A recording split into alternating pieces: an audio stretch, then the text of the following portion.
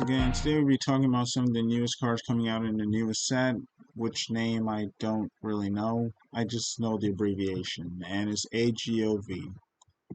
I know the OV means overload or overlord or something, but I don't know what the first two stand for. I have no idea what you just said.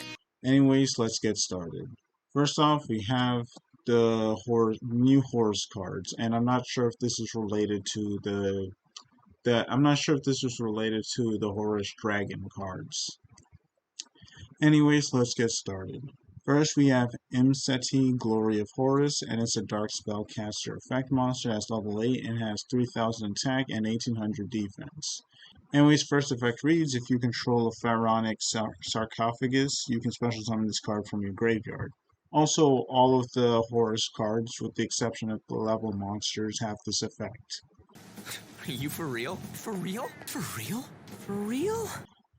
The second effect reads, you can send 2 cards from your hand to the graveyard, including this card, add 1 pharaonic sarcophagus from your deck to your hand, then draw 1 card.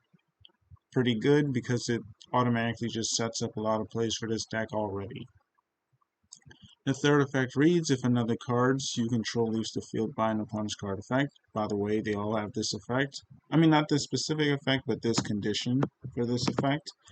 Anyways, while you control this monster, you can send 1 card on the field to the graveyard. That's pretty nice. Next off, we have Dalmutef, Blessing of Horus.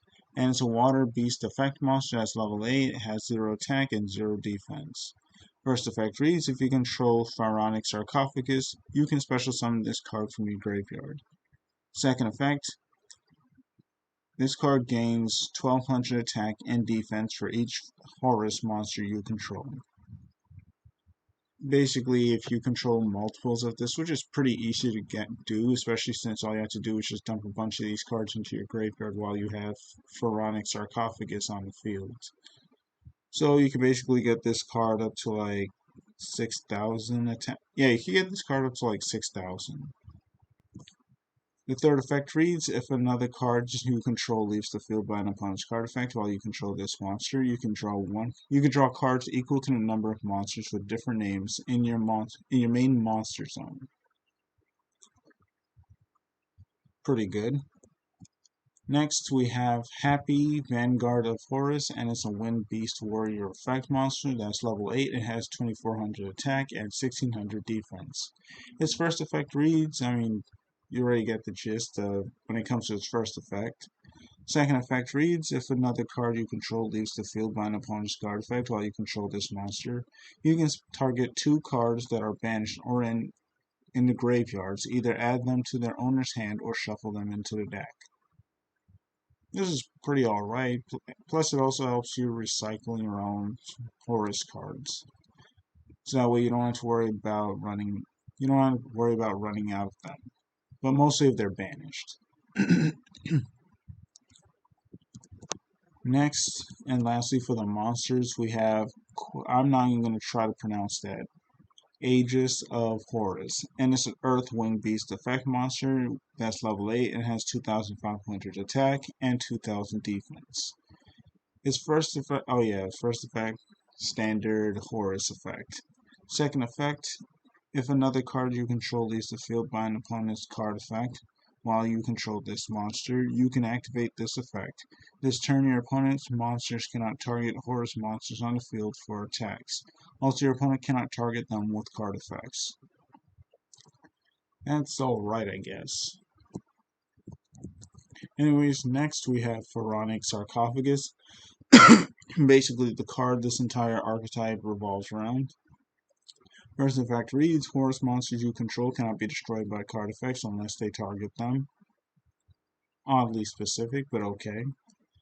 Believe it! Second effect reads, you can send 1 card from your hand to the graveyard, send 1 Horus monster from your deck to the graveyard. Also, it reads that you can use the second effect up to 4 times a turn, which is nuts. Third effect reads, once per turn, at the start of the damage step, if your Horus monster battles an opponent's monster, you can send that monster to the graveyard, which is pretty nice. Basically, even if your opponent has like a larger monster, it just automatically wins the battle. And again, this counts Horus, like all the Horus, including the level up ones. And next and lastly, we have Canopic Protector. And it's a continuous trap. Oh yeah, I forgot to mention that this is a continuous spell. Anyways, Canopic Protector is a continuous trap card, and its first effect reads, once per chain, when your opponent activates a card or effect, you can special summon one Horus monster from your hand or graveyard, and if you do, this turn you cannot special summon another monster with the same original name with the effect of Canopic Protector. Second effect reads, if this card is sent from your hand or field to the graveyard, you can set it but banish it when it leaves the field, which is alright, I guess. And you know that it's supposed to tie in with the level up Horus because it's literally in the artwork. I don't know, Konami's just really weird. Anyways, tell me what you guys think about these new Horus cards. Wow, okay, speaking. Tell me what you guys think about these new Horus cards. And it's been me, your boy Bluegetsu now, and I'm out. Later, losers.